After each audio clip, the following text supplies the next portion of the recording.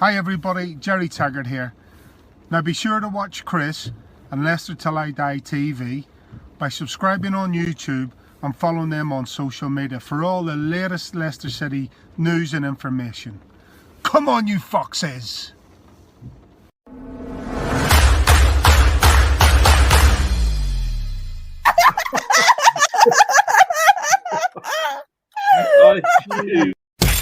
You are watching and listening to Chris and Leicester Till I Die TV on YouTube and your favourite podcasts. Leicester Till I Die TV, your first choice for everything Leicester City. Tune in and join in now. Are you ready? I'm saying, are you ready?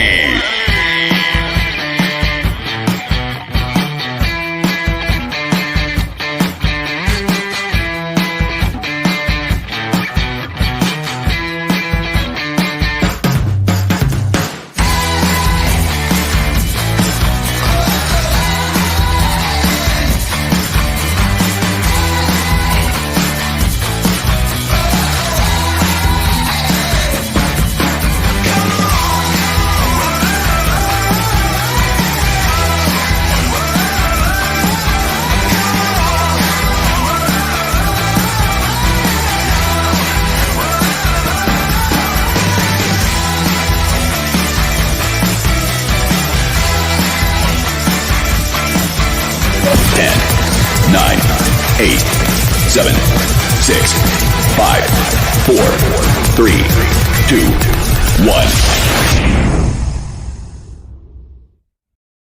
And good evening, everybody. It's Friday, and it's the time slot this season for the preview show. It's Leicester Till I Die TV. You can catch us on Facebook live and find us all about us and comment and join in. On Facebook is Leicester Till I Die.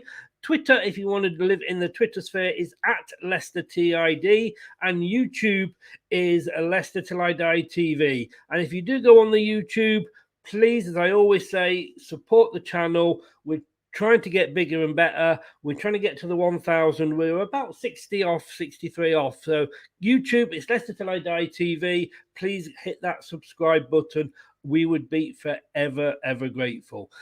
Quickly going to mention, because you've still got time to join, you may have seen the graphic at the start. The long ball, we have mentioned this. We had a program on Tuesday with me and Brad.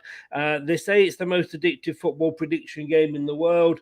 I'll let you know in a few weeks. I don't mind fantasy football league, but for me, it's very involved. And I suddenly discover that if I want to take out player A and put player B in, which I do because I've had one bad week, that's me. I then find player B is a couple of million more than player A. So I've got to then mess around and my evening's gone. And I don't know when I'd fit it in between doing these shows, as I seem to do these most week. The prediction league, it's quite simple. It's like Super 6 on Sky. You literally go in and you predict the scores. So, sorry, Norwich fans, but I've got to say 3-0 to Liverpool for this week, and that's all you do. You just predict the scores. And then you've got 3 games that are bankers, with a B, 3 games that are bankers, and you just go in, and if you think that they're going to be the definite ones that you're going to get right, you can double your points on them. A lot of the hosts are doing it. All you need to do is it's the longball.net, join in, then either tweet or Facebook myself or Brad, and what we'll do is send you an invite to the league. Just go on and check and accept the invite, and we will get you in. And the more the merrier, as they say. Melina, good evening. How the devil are you? I hope you're well over there in you in the British Canada, isn't it? It's a little bit of French Canada, but we like to think of it still as British, Nice kit. It's certainly not a shit shirt like the other night. That was bad, and I am sorry, but Arsenal away kit was awful. David, good evening. Thanks for joining us. How the devil are you, sir? Well, I hope. And Talking of joining us, let us up. So good evening, Scott, as well. How are you? I just caught you on there. How the devil are you, sir? Hope you're well. Thanks for joining us. And talking about joining us, this is what we are doing tonight. He says, if he could only just find the jingle. Here we go. It's the Premier League Preview Show with Chris and Craig on Leicester Till I Die TV. It is. Good evening, Craig.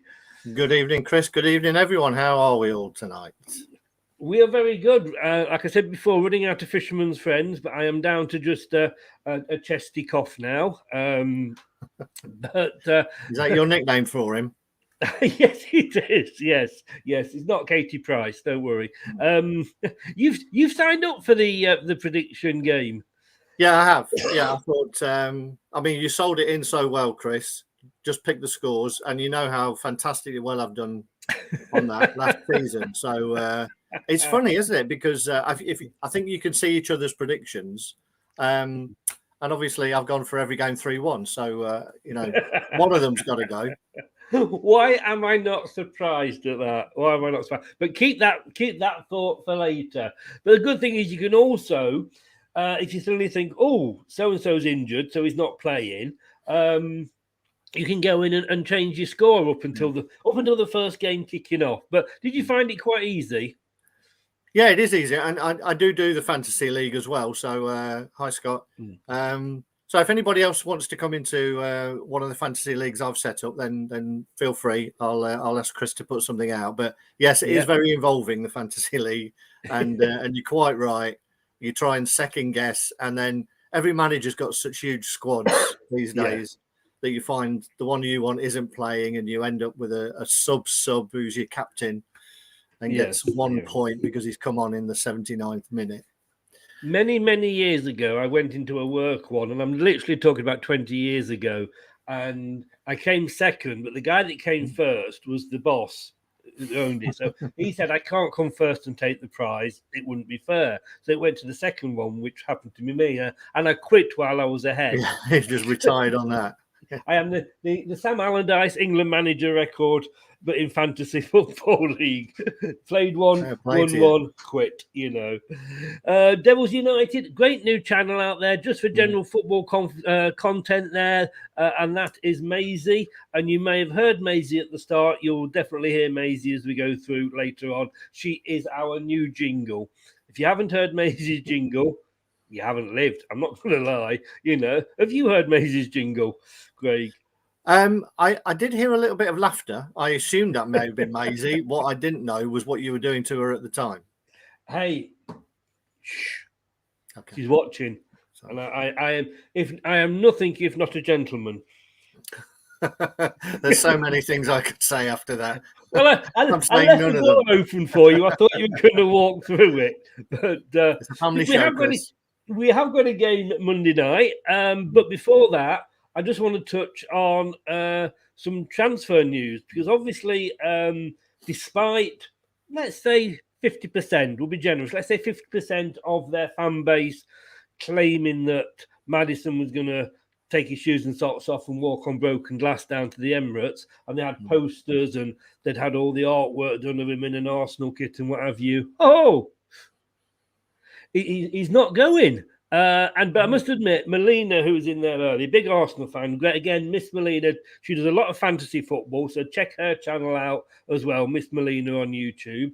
Like I say, not just for Arsenal content, she's a great FPLO as well.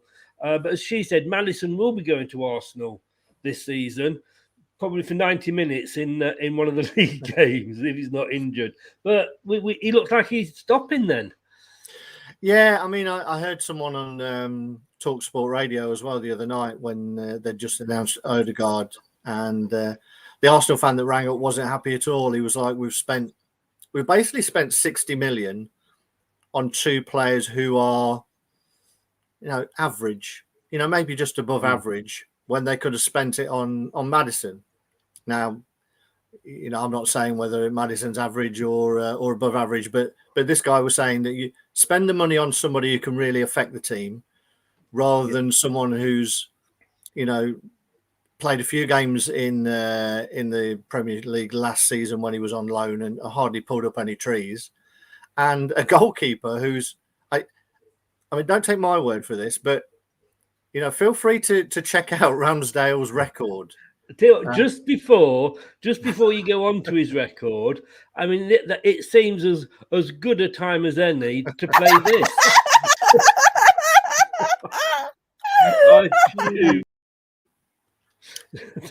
And why not? I mean, I haven't got the details of all the 4 clubs, but and please correct me. I have. I have. So my understanding is he's played for 4 different clubs in the last 4 seasons. Everyone has got relegated. Do you want to know his history? Please do.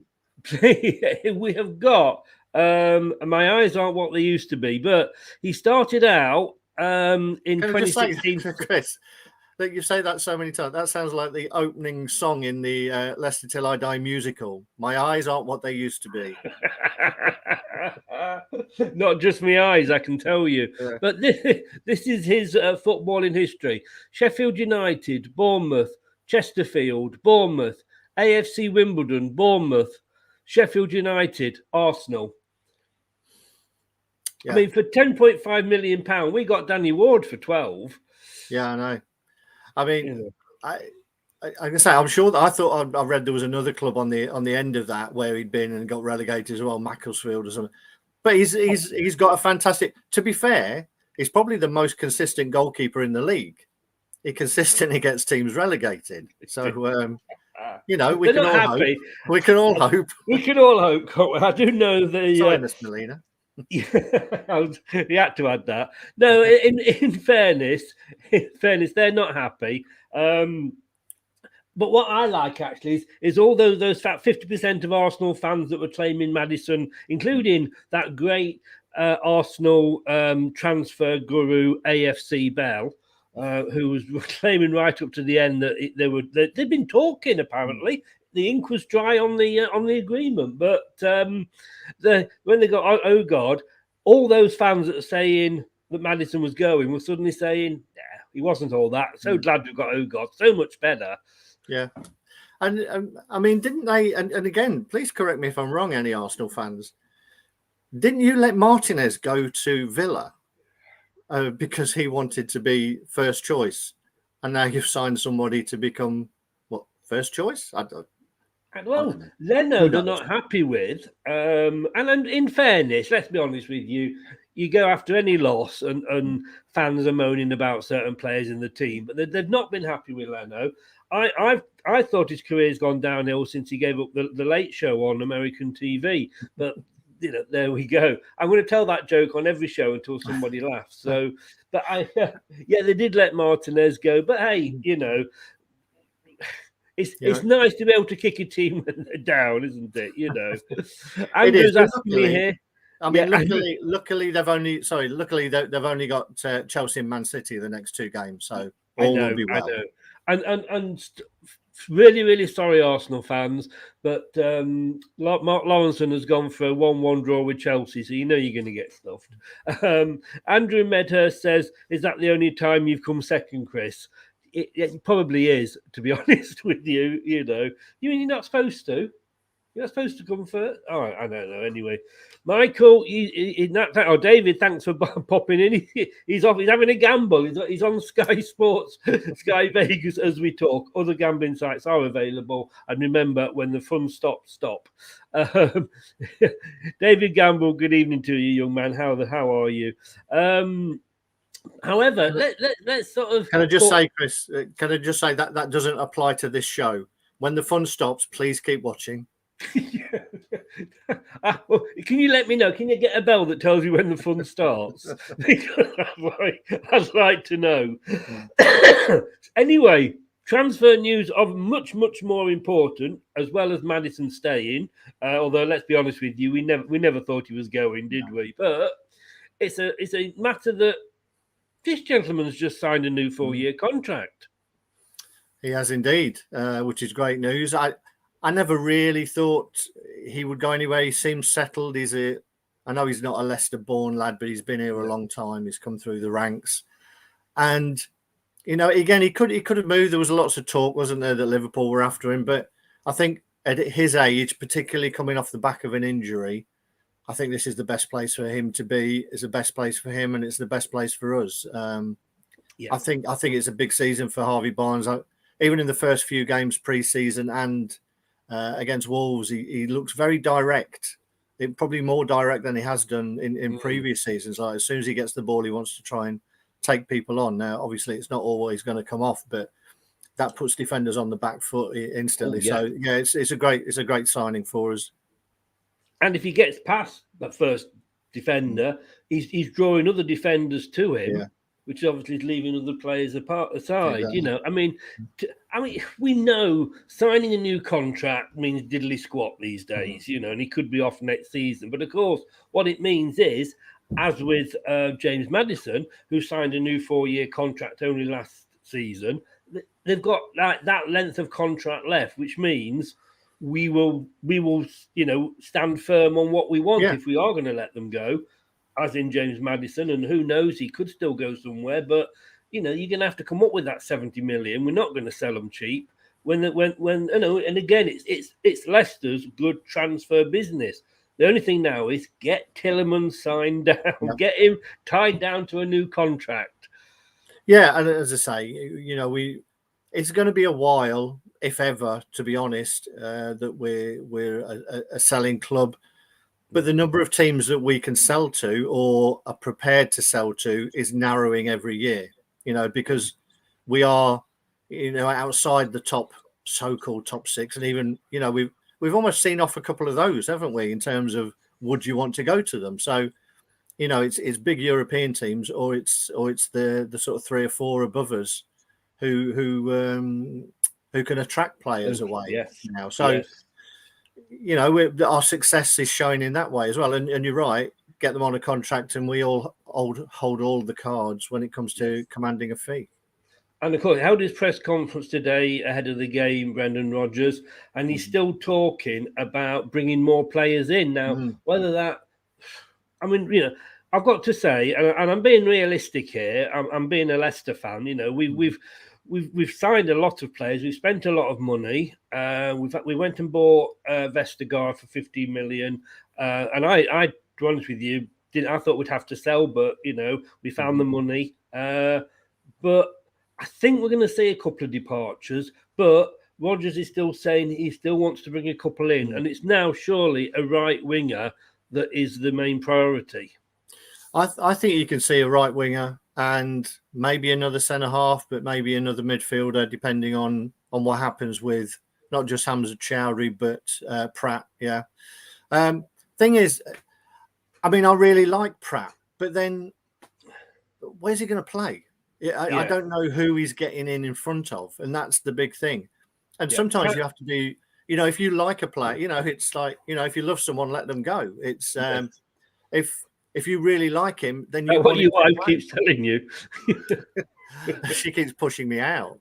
Yeah. So, yeah, I think I don't think there's anybody I've spoken to who doesn't like Pratt. No, it's just he's not been able to nail down a position ahead of the people that are already holding them, and therefore his career is passing him by, sitting on a bench. So, as much as I like Pratt, I wouldn't, you know, wish him to be sitting on a bench. Yes, it's great to have the strength in depth, and that comes from good management of being able to keep a happy squad. But you know, he's at that age now where he probably wants to play, and he won't be short of offers because he is a good player. I mean, there's a lot of Italian clubs allegedly, even going back to when I spoke to Fabrizio, which was like, you know, 3 weeks ago now. Even then, you know, the Italian clubs were said to be interested. I think, to me, you've got certain players that I'm not going to say that they're going to be happy sat on the bench, but they know where they are in the pecking order, if that makes sense. You know, I mean, you've got Papa Mendy, you've got Amati. You know, those players are probably, and the fully fit, let's be honest, in a fully fit team, they are not going to be first choice. And it depends how far we go in the cups, because the further we go in the cups, then obviously they may well get more games in there, because you get tiredness, 2 games a week, obviously possibly more, you know, more injuries. I can't see Pratt, as Andrew says there. I want him to stay, Andrew, definitely, but I don't think Pratt would be happy with that. Where I think Amati at this point in his career, and also Mendy, would be. Yeah, I think it's the same on a slightly lower level. It's the same at the likes of Man City and Chelsea. They have big squads, but they buy into what's going on, and some of those players. Bernardo Silva is probably a great example in question. Even he's now wanting away. There's rumours that there's 2 or 3 others at Man City who want away. The thing is, once you've made your money, and these days players can make their money in 2 or 3 seasons, surely at that point you want to play. Yeah. Because you can't keep saying my career is short, blah, blah, blah. If it is short, then you should be wanting to play, not sit on a bench. Yes. So I don't think you can blame anybody for wanting to go to play. No. If you know you're going to play. So taking a step, Drinkwater was probably one of those who made a silly decision. Because I don't think anybody thought he was going to walk into that Chelsea team, and so it proved. So one of his maybe regretting it. It is. I mean, Rob says there, is it worth taking a punt on Ross Barkley? Problem is, again, I don't think, I think possibly, he says loan. I mean, his wages from where he's at will not be cheap. That said, you do hear about these clubs. I was listening to a Tottenham fan show the other night, and they'd let somebody go out on loan and had been paying all his wages for the 12 months, and also paid the club a fee for taking him on loan. But I can't see Ross Barkley at this stage in his career. Who would you drop? Who would you drop? Again, he's not going to start. He is a good squad player, and I like Ross Barkley. Yeah, but I think he needs to get transferred. I think you go out on loan and you start with all good intentions, and he started really well at Villa, and then it tailed off again because you realise, 1, I'm going back. 2, the manager might change. You don't feel at home. So I think it's difficult for loan players to show their actual worth. And I think if they do have a successful loan, they need to move on the back of it, not going to have another loan. Yes. You just mentioned Drinkwater there. I think he's one of those players that he was good because of Kante. Yeah, I mean, I understand that viewpoint. I think he's a little bit.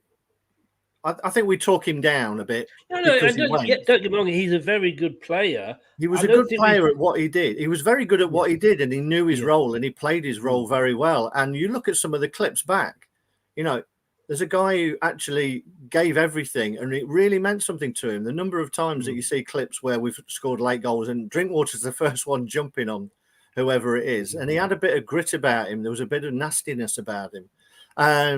And I would have liked him to stay. I think there's a decent player in there. He's just been badly advised, and his career's sort of sadly gone downhill. I mean, you never know. I mean, how often do players move? Like Kante is the prime example.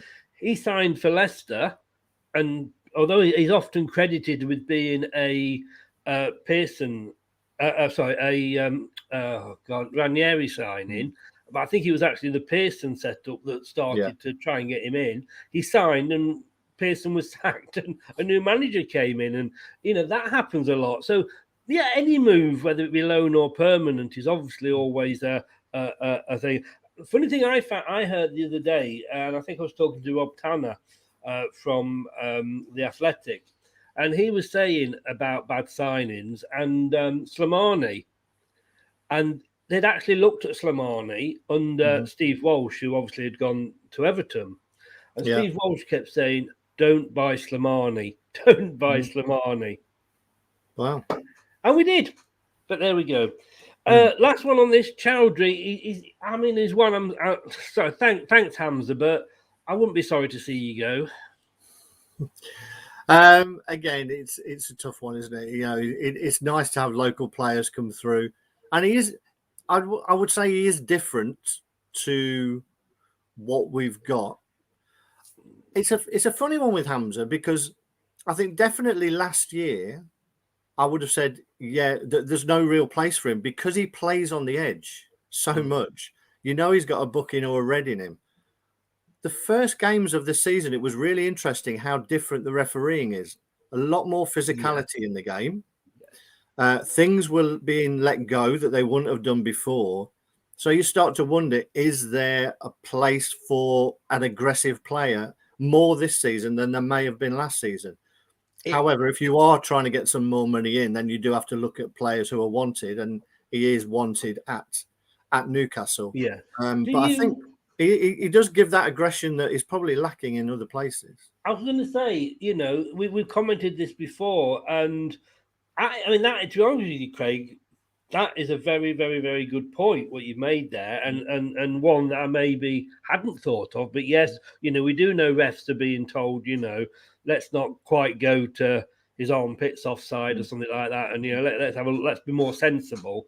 And it is something we lack, isn't it? That bite, that, you know, the that bit of aggression, like you say. Yeah, and he is a mobile player. Whether he's got the discipline that's required. I mean, Maddison was taken off last week because Brendan said he wanted more mobility around the pitch. And you're right, Andrew. Hamza is always one tackle, but I would say he's one tackle away from last season. And say there was a lot of challenges in those games at the weekend. There was a hell of a lot of challenges that would have normally been pulled up for a foul or a yellow card. I don't think there was many yellow cards branded around, but even just fouls. In the Spurs game, there was a hell of a lot of challenges that would have been pulled up last season. It's a difficult one. Is that the Spurs game where the team that's just spent £1 billion on a player lost? I think that would be that. That would be that team, and the team that wasn't playing the other guy who's likely to cost £1 billion. I mean, that's funny. It's funny at the minute, the fact that Lewandowski has now come out and said that he wants a new challenge as well. I know Harry Kane must be thinking, "Oh, for goodness sake!" Don't say that, because Arsenal fans will probably think they're going to get Lewandowski. But quick one to end on. I want to say good evening to Gareth Evans. I've noticed your question, Gareth. We will come on to that because we're going to be talking about the team for Monday night. So we'll bring that question up. Rob says we'd sooner sell Hamza rather than loan him out. Andrew saying Hamza's mid-table club player at best. I mean, he is that extra player, a bit like Pratt. What do you do with them? You know, and he's young. He may want not to just play that bit part. I'm going to ask you this question, and then we'll move on to the game. But you had to sell one player. Would it be Hamza Chowdhury, or would it be Papamendi? Oof. I'd probably go Hamza, to be honest. I like Papamendi is very, very neat and tidy on the ball. He rarely gives it away. He's a lot calmer, I think, than Hamza. Probably doesn't have as much bite in his tackle, not as mobile, but he rarely gives it away. He's a very, very tidy player. And for someone to come on when you want to close out a game, I think he's good in that role. So it'd have to be. Sorry, Hamza, but it would have to be you. And I agree. I think you've got to sell. There's no point loaning players out because they're just going to come back and clog your squad. Yes, indeed. And you are probably still playing a certain amount of their wages anyway. Right, that's the transfer news. Let's look forward straight after this to Monday night's game. The Premier League is back, and we've got it all covered here on Leicester Till I Die TV. Subscribe. It is back, and we are playing on Monday, so you get a weekend free to go out shopping with the missus. Monday night, 8 o'clock at the London Stadium. You can find it on Sky Sports, live, BBC Radio 5, lcfc.com radio, and of course, if you're within Leicestershire, you can still get it on BBC Radio Leicester with Stringer and Friends. Bit worried about this one, if I'm honest with you, Craig. We'll look at last season in a minute, but I was actually on a West Ham fan channel at lunchtime previewing the game, and they're not overconfident themselves. I think they punched above their weight last season. It's funny, isn't it? Because I mean, last season a lot of teams were better away from home. We were, because there was the lack of fans. Now it'll be interesting. The London Stadium and West Ham is a perfect example of a ground where it can go either way. If they have a great start, the fans are going to be with them. If we have a good start, the fans are going to be against them. There's a background going on at the moment of a takeover. That there's a consortium that want to buy the club. The owners don't particularly want to sell or at the price that's being offered.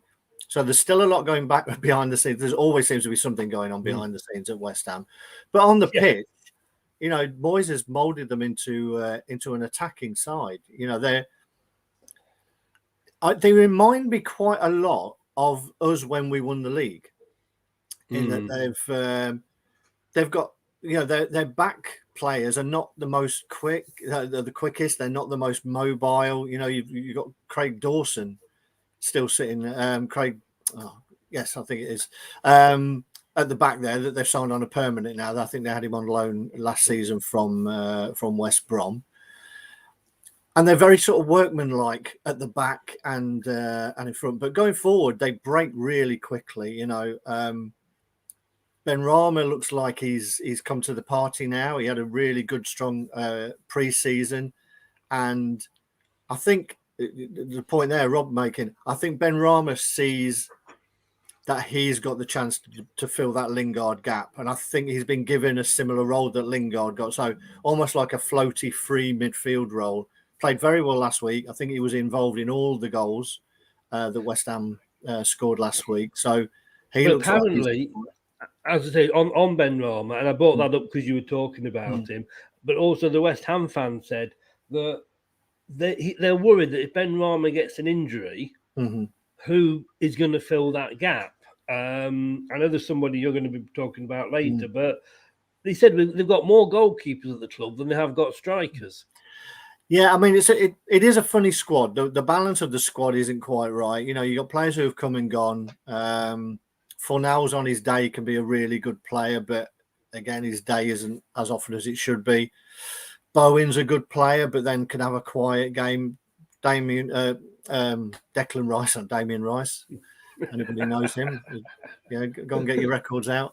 But yeah, Declan Rice, a big season for him. I think this is one where he'll be wanting to show that he's worthy of a big money move in the summer. I think next summer.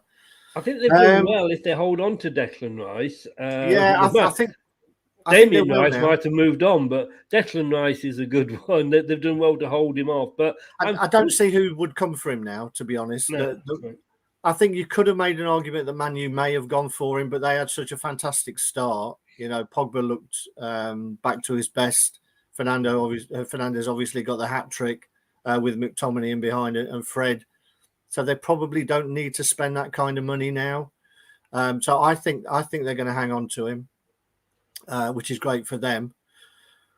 But yeah, it's a dangerous game. They always seem to give us a tough game. Even when we won the league, remember that 2-2 with the very late penalty and the sending off of Vardy. It's a tough one. It is a tough one. That's the other brother, I think, Andrew, isn't it? Yeah, there's Damien, Basmati, and Declan. Yeah, and of course, let's not forget that their dad's brother, Uncle Ben. Indeed. Sorry. TM, where have you been? Missed you for a few shows. Again, if you're going to be late, you're going to have to send me a letter. I'm sorry, I am not putting up with this anymore, TM. Yeah, and I think she's Harry Kane's agent, because I get the feeling that she really doesn't like Harry Kane from the comments that she's put up in weeks gone by. So she's probably trying to get him out. She's probably going down all these channels touting him. Yeah. Anybody need a striker?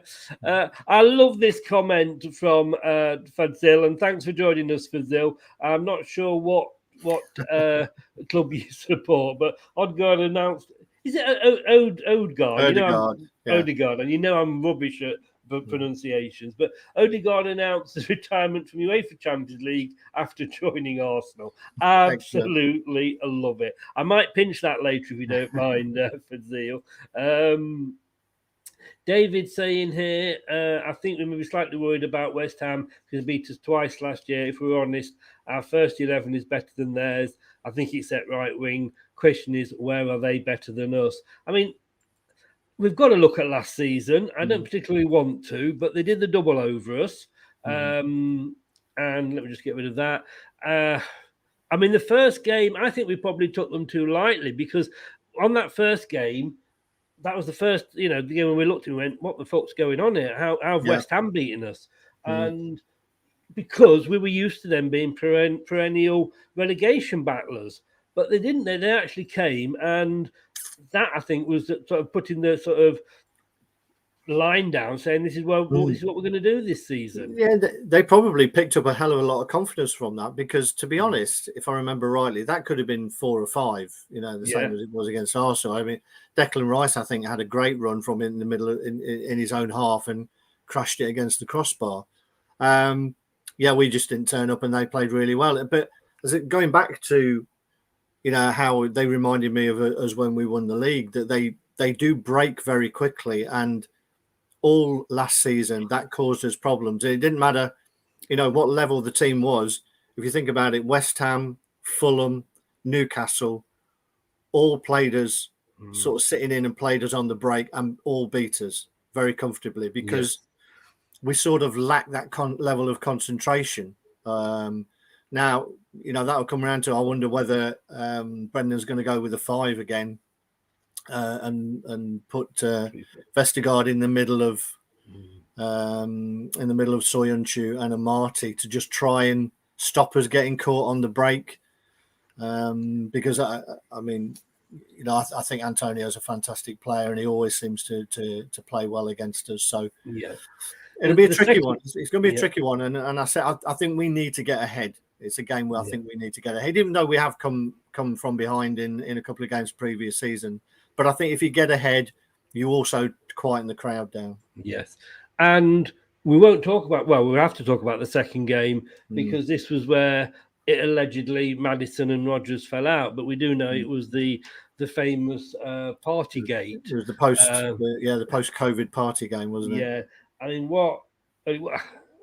was it technically post-COVID? It was, everybody was still on lockdown, which was the problem. How bad and how were they hiding from him in the cupboard under the? Who knows, But at the end of the day, and you can't turn around and say that game cost us a place in the Champions League because I think more than that, the actual Newcastle game cost us a place in the Champions League. But you can't say. How far do you go back? The Fulham game at the start of the season, the West Ham game we were just talking about then. So they had, and if you have a look at, I'll bring this one up now, that the head-to-head there, we've played each other 28 times. They've won 13. We've won 9. They're not to be taken lightly, and they've not always been these, like they have for the last few seasons, barring last season, the perennial, like I say, relegation battlers. No, they've got, like I say, when they get their best team, their best 11 out on the pitch, they are a good team, and they do go forward. And I think, Moyes knows that their strength is going forward. They scored 4 against Newcastle. They created a hell of a lot as well. Yeah, I think they played well. I only saw the end of it. They were already 3-2 up when I started watching it, but. They played very. I mean, you could argue that yes, it was only Newcastle, but I think they got a little bit lucky. It was probably, it's probably the worst decision that was given over the weekend. I thought overall the referees did a good job. There wasn't a lot of controversy, but the penalty that put West Ham 3-2, I thought was a little bit iffy, to be honest, and so that swung the game in their favour. So that they give goals away, but they score as well. So it is one of those games that literally could go any way. Well, I'll remind you that when we come to predictions later. I mean, a bit silly to look at the table at the moment, but they are above us. We're down in 9th. I mean, I'm sorry, Rodgers out. Sack Rodgers, get rid of the board. We're down in 9th. What's going on? I mean, Brentford are there 6th. And Watford, I mean, yeah, I mean, who did Brentford beat? I can't remember. Some insignificant London team, Yeah. but you know, I mean, there was some strange results at the weekend. And if you have a look back at, we do the prediction show on a Wednesday with Brad and a guest, and it's hard because you know we couldn't see Watford winning, couldn't see Brighton winning, you know, but. no, it was interesting. There was no draws at all, was there? So everybody's either got 3 points or 0. It was a very, very strange week. Yeah, and obviously, even now, you know, I think Benitez in his press conference alluded to the fact that some players are having to isolate. So I don't think you know what team's going to be allowed out on the pitch on any of these teams at the minute. So I think it's going to take a little bit of time to settle down this season. Aren't you glad we're not doing the Craig starting 11 this season? Yes. Yeah. I might bring that back just to annoy you. Oh, please do. This was the table last season. Excuse me. You know, I mean, West Ham, they were the surprise package. They're only a point behind us, as it happened. But have they?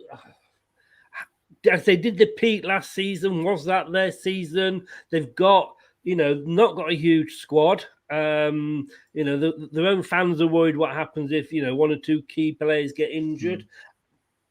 I think we may see West Ham going more down mid-lower table again this season. Four competitions are in as well. It's a funny one, isn't it? Because, you know, yeah, they're in the Europa League as well, and then, you know, you'll get some fans saying it's more important to finish in the top 6 than it is to go deep into the Europa League. But why are you trying to finish in the top 6 if you don't want to go far in the Europa League? It makes no sense. You know, that's what you're trying to qualify for. So, you know, give it a go. So I've never understood that argument, to be honest, because I don't know what you're playing football for. Exactly. No, I agree. But talking about going far in European competitions, I think we've got to have another one of these when you look at how Tottenham got on last night.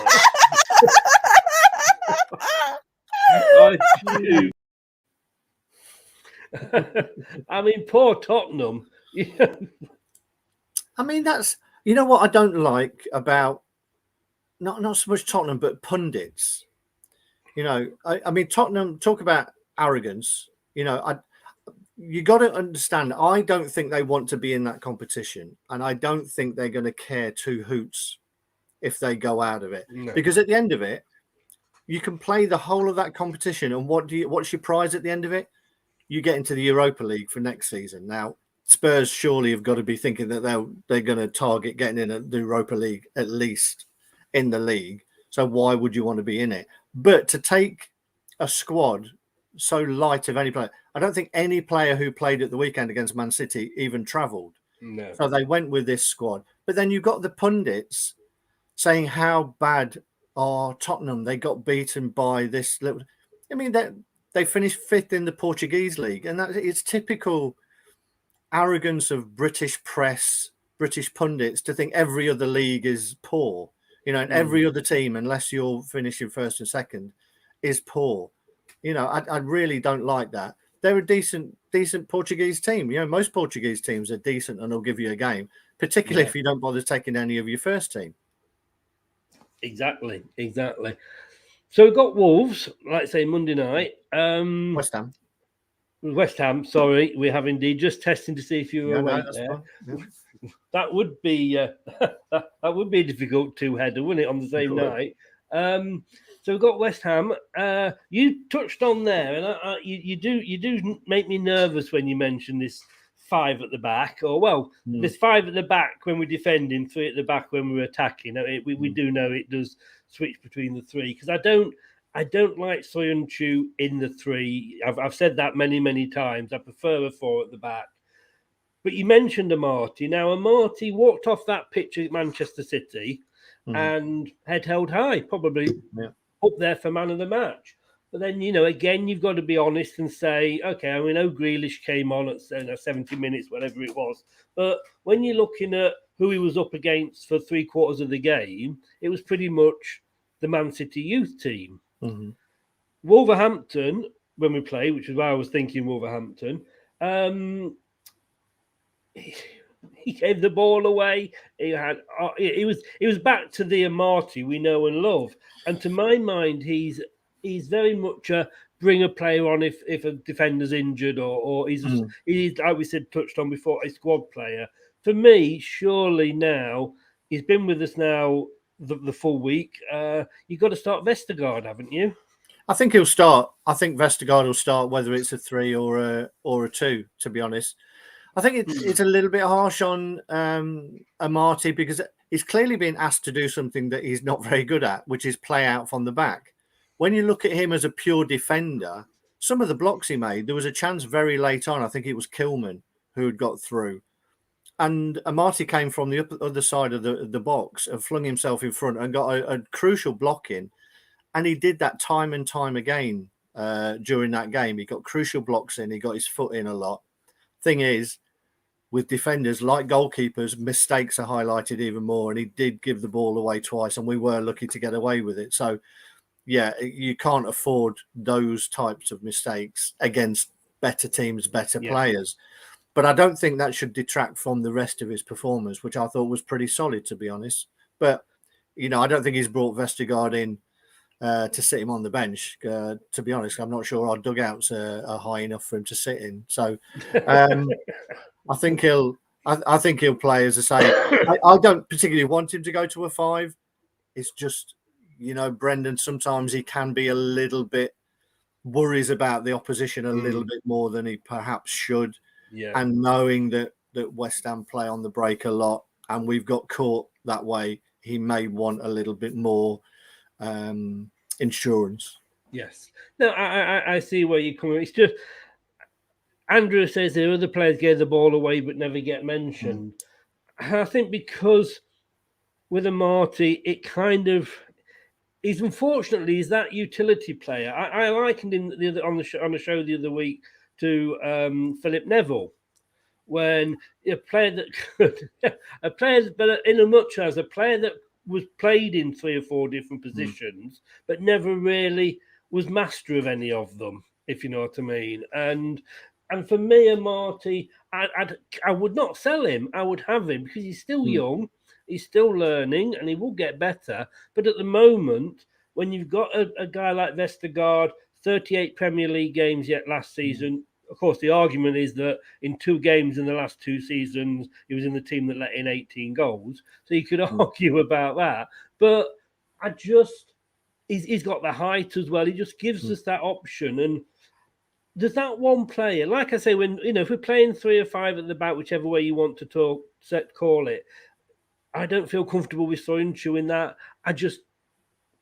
Everybody, you could hear when the team was announced outside at Wembley, and they said Amati, and everybody around me, we all went, oh, because that's the feeling you get.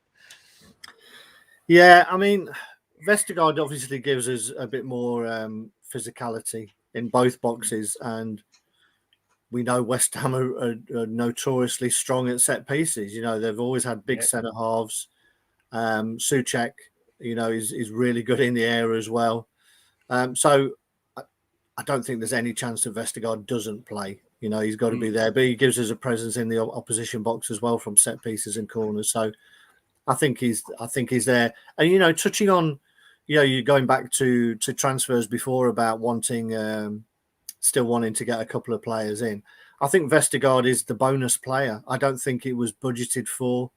I think they've just decided that they've found they need to find some more money. I think they were going to go for a younger centre half like a Fofana again, to bring through, and in the same way, and a right winger. And I think they would have budgeted for that. I think they found the extra Vestergaard money because they realised that one, Fofana's injury is bad, and Evans doesn't look like he's anywhere near coming back. No. It was saying that I think he's really, he's worried about his foot injury, Brendan Rodgers. And we did speak about, a right winger before. But apparently, Timothy Castagna is fit and available for selection. Which again, it gives us the options. Rob just happened to type that as I was saying it then.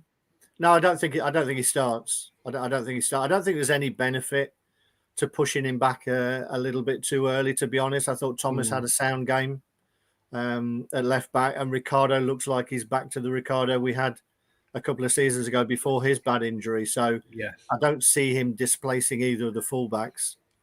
But the only one you could say, would he play and then push Ricardo forward instead of Perez?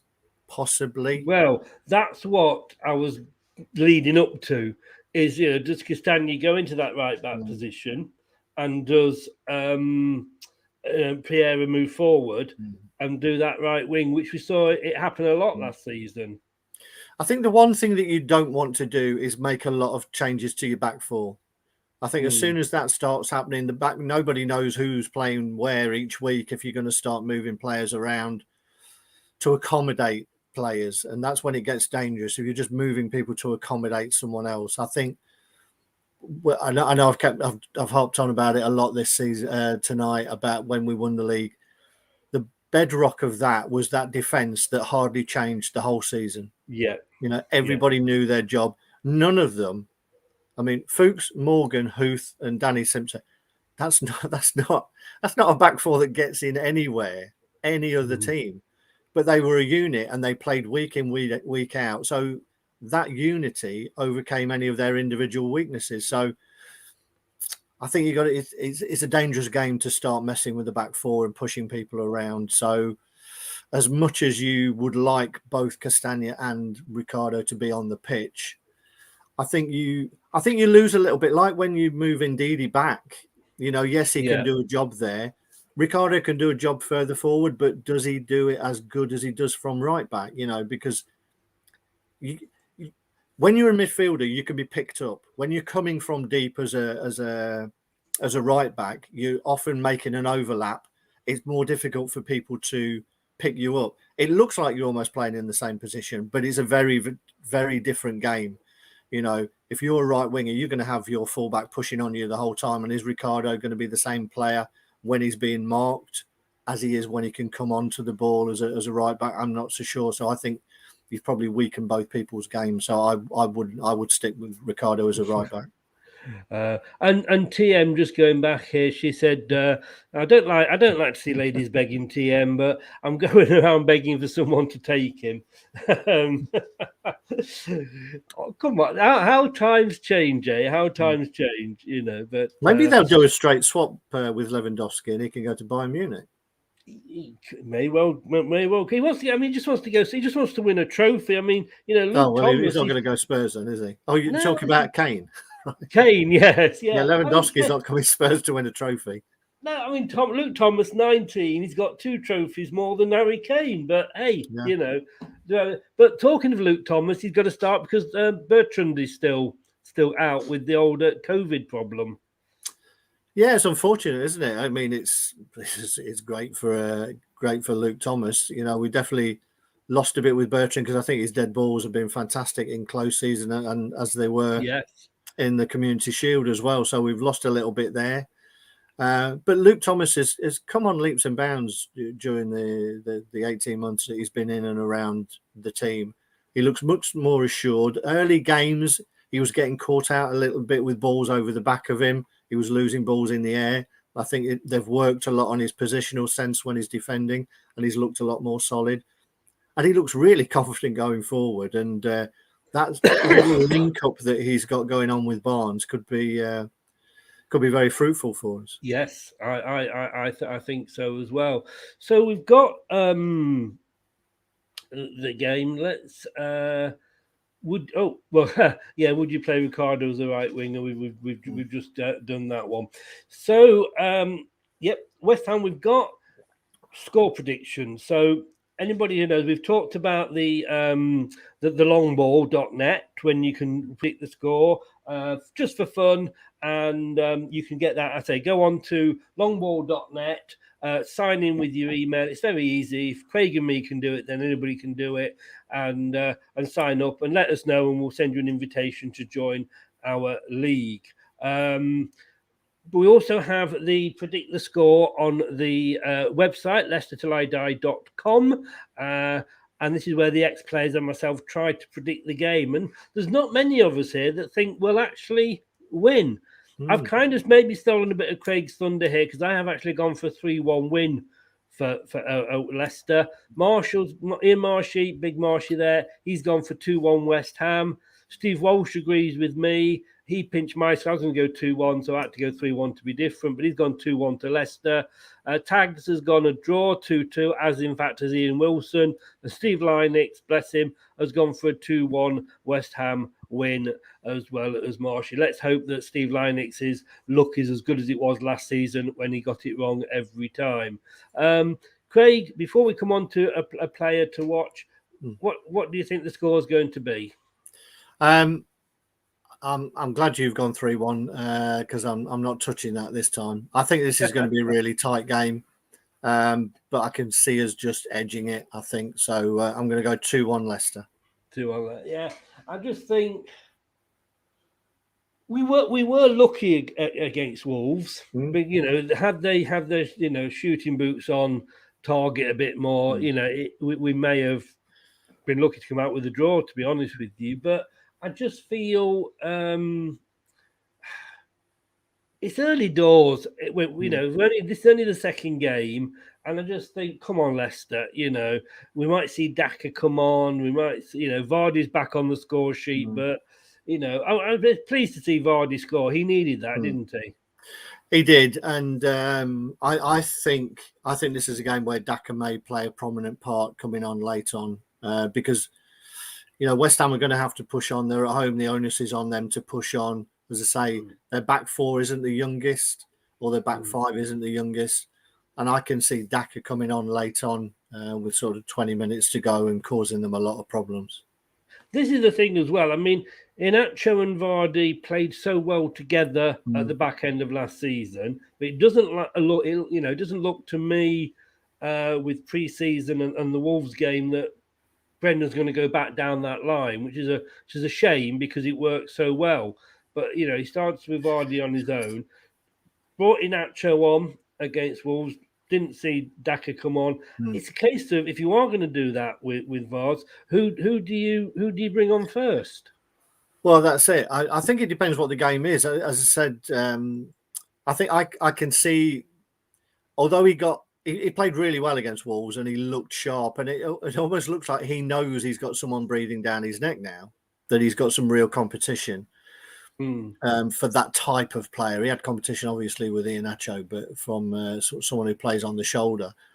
I can see him becoming the new Shinji Okazaki, to be honest, and getting hooked after 65, 70 minutes every game.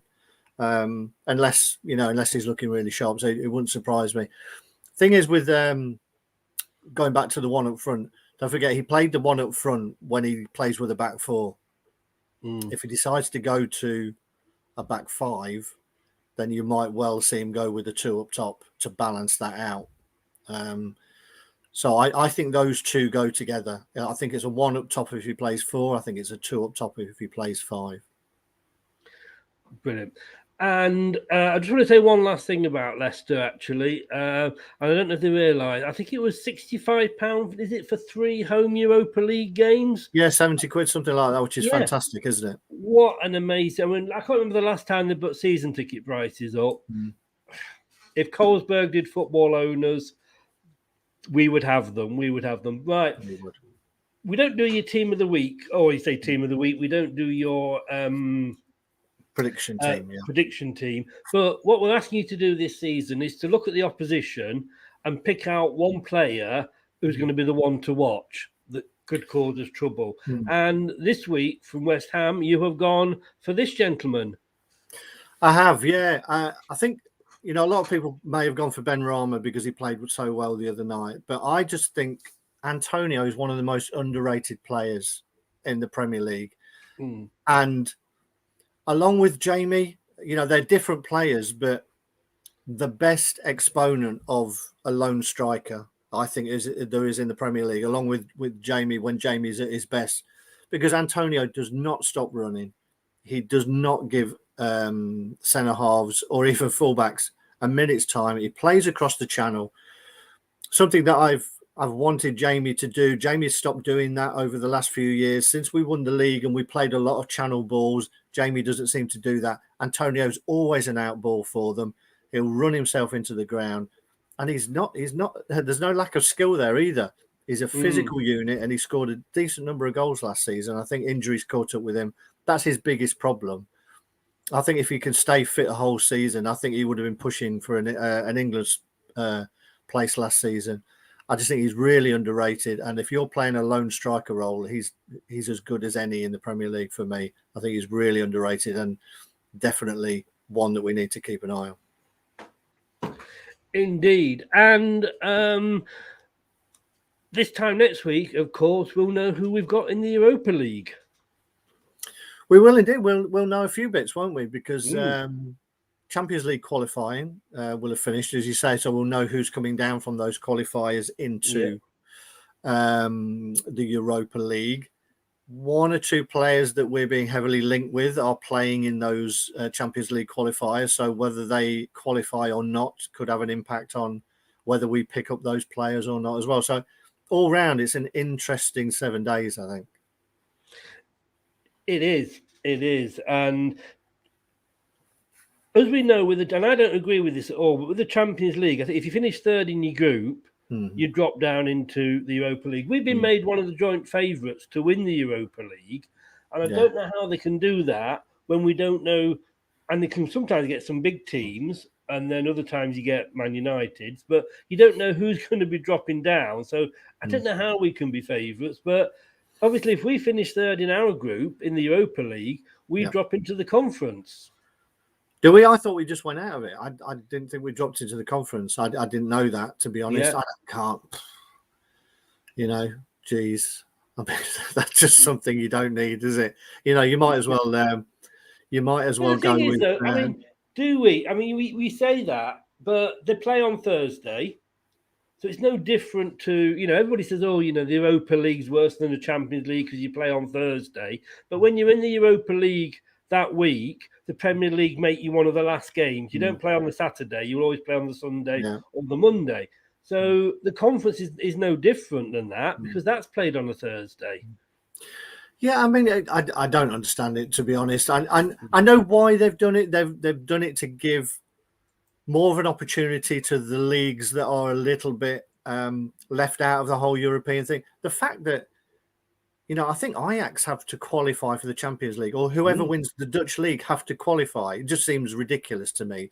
So you've got some really good teams who are getting pushed out of Europe. So I know the smaller nations, it's a chance for them to go out of it. But to be honest, surely if you're not finishing in the top two in the Europa League, just can it? I mean, what's going to happen next? If you get knocked out of the third round of the FA Cup, are you going into the Johnston's Paint Trophy? I don't agree with it. I mean, I think last night, I think Slavia Prague played last night. So I think they're actually trying to qualify for the Conference League after knocking us out last season. Yeah, I don't know. They probably won their league, but they're still having to qualify for the Europa League. It makes no sense to me whatsoever. Andy, the conference you've got the UEFA Champions League. Tier 2 is the UEFA Europa League, and they've now got this Tier 3, which is the Europa Conference League. I mean, it's the weirdest thing going. I mean, to me, I honestly think the Champions League should be the champions of each individual country. So don't give England first, second, third, fourth, but give some of those places to. If you win the Scottish League, if you win, like you say, the Dutch League, these are people who contribute to UEFA, and as winners of those leagues, they should be as champions in the Champions League. But of course, UEFA wouldn't get the money for some of these teams playing each other like they would, Man United playing Real Madrid or something, But I mean, who wants to see a Champions League final of, let's say, for instance, Nottingham Forest and Malmo? Who wants to see that type of football again? Teams other than the top 6 in England, if Yeah. you're talking about English fans. Well, exactly. I mean, In it fairness, is strange. I mean, they should have just changed the name of it. It's not, you're not the champions, are you? The champions are in it, but you can finish 4th year in it. So, when they had the whole change of it, they should have just come up with some well, other the current name. champions of the Champions League champions, and therefore the champions of Europe, did not win their own league. Yeah, you should. Whatever the coefficient is, down to, as I say, Rangers winning it, Ajax winning all those. These are big nations historically. Their champions should be in the Champions League as of right. Yeah, and it's just like the World Cup. You get the 4th team in every group is going to be, the Slovakian champions or the Albanian champions or whatever, but they've got their chance to win a few games and progress to the next round, and it's this competition thing we're back to, isn't it? And the old ESL, which has raised its head again. I know it's bizarre, isn't it, that some teams are just not giving it up. I don't know. Well, the English ones aren't they? They've signed back up for it. Who is it? Sorry. They've all signed back up to get into it. The Spanish, all the English teams. Have they? Oh, yes. I've not. I must have. Yes. I've not read that. They're not the fact that I don't think they're actually going that far ahead yet, but the organisation that they had to look into it, they've all rejoined it. But my understanding was that for them to not get fined or a points deduction, they had to sign up to a new charter, which meant that they wouldn't be able to. So I don't understand what the point of that is. Restrictive practices, I think they probably threw at. Just UEFA. Go then. Just go and join Spurs in the Conference League. Enjoy. Yeah. Apparently, Spurs, I was reading somewhere, is the only team to have lost every first European leg of every first game they've played in every competition. And I believe that's why they wanted to do the ESL, so they could lose the first game they played in that as well. Sorry, TM. Sorry. But record breaking. Yeah. Craig, thank you very much, young man. You're welcome. We are back next week. And I presume we're going to be back on the Thursday. No, we're not. We're back on the Friday. We've got the Norwich preview. Because the matches we've got coming up, he says, where have we got upcoming games here?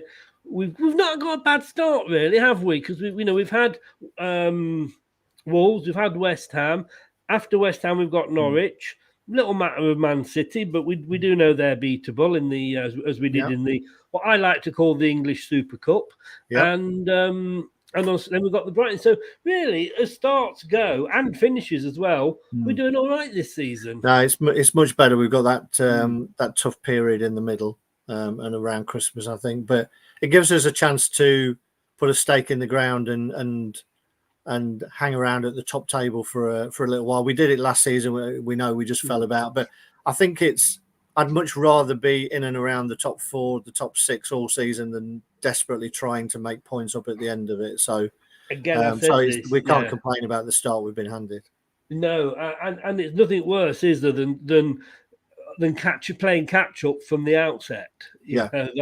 That's the word. And I think as I was looking at I know it's all going to get changed depending whether we go far in the FA or the League Cup and the Europa League matches will get changed round. But looking at how they were drawn out, I think we've got a very nicely spread out season. We don't have a run where we've got 4 or 5 hard games. It's like 2 hard games, then maybe an easier one. I say easier one, of course. Yes, yeah. I mean, it's almost like we're getting the type of fixtures that the so-called big clubs get year on, year out. It's not that it's fixed or arranged or anything like that, of course, but it just seems to have happened and fallen nicely for us this year. Yeah. Well, thank you very much, sir. You're off down the. Are you going to West Ham on Monday? No, I'm not. Scott's heading down there, and I've got a couple of mates who are going down there. But no, I would have liked to have gone down, but Monday night makes it a bit difficult. Well, I'm sure you'll be watching it on the old goggle box. I will indeed. Brilliant. As always, young man, thank you so much for coming on. Your knowledge keeps the show going. Cheers, Chris. I'll give you that $5 later, mate. $5? Bloody gone down. I'll take it back. Have a good weekend, mate. Enjoy the game on Monday. Cheers, Chris. Bye, everyone. Cheers. Bye-bye. Excuse me. Thank you so much to Craig there. It does, honestly. I do have my co-presenters for the knowledge. Well, you can tell I don't have them for the looks, do I? But shh. He might still be listening. So don't forget, go across to thelongball.net and sign up, and then tweet myself at ltid or message us on Facebook, and I'll get Brad to add you into our league. It's free of charge to sign up. You just need your email address and then a username, and you don't get inundated with ugemails every 5 or 6 minutes. It is really good. It's very easy. If I can do it, anybody can do it, and it's just a case then of predicting the results. Don't forget, if you can help us out, please go over to YouTube, give us a sub on that, and click the old remember button, and you'll never miss a show. And we do a lot. Thanks so much, Melina, just popping in there saying make sure to like the stream. Congratulations on your couple of signings. Hope they do well for you. And good luck against Chelsea. I have a feeling you're going to need it, but good luck. Of course, if you want to listen to us rather than watch us back, and I'll be honest with you, I don't blame you. Give us about 20 minutes and we will be up on the podcasts, Amazon, Spotify, Apple iTunes, Google Podcast added to Anchor, to name but 6. And you can listen back to us and catch up with all the old podcasts as well. Give it about an hour and 15 minutes, 9:30. Search out Luca's Life channel on YouTube. I'm going to be on there discussing all things Leicester and Arsenal. This could get interesting. That's at 9:30. Guys, thanks very much. We'll see you Monday night, post-match. Have a good weekend. Come on, you foxes. Take care now. Hello, Matt Elliott here. Be sure to watch Leicester Till I Die TV on YouTube and follow all their social media platforms for all the latest updates and news on Leicester City Football Club. Thanks for watching Leicester Till I Die. This is Chris saying goodbye, and see you next time.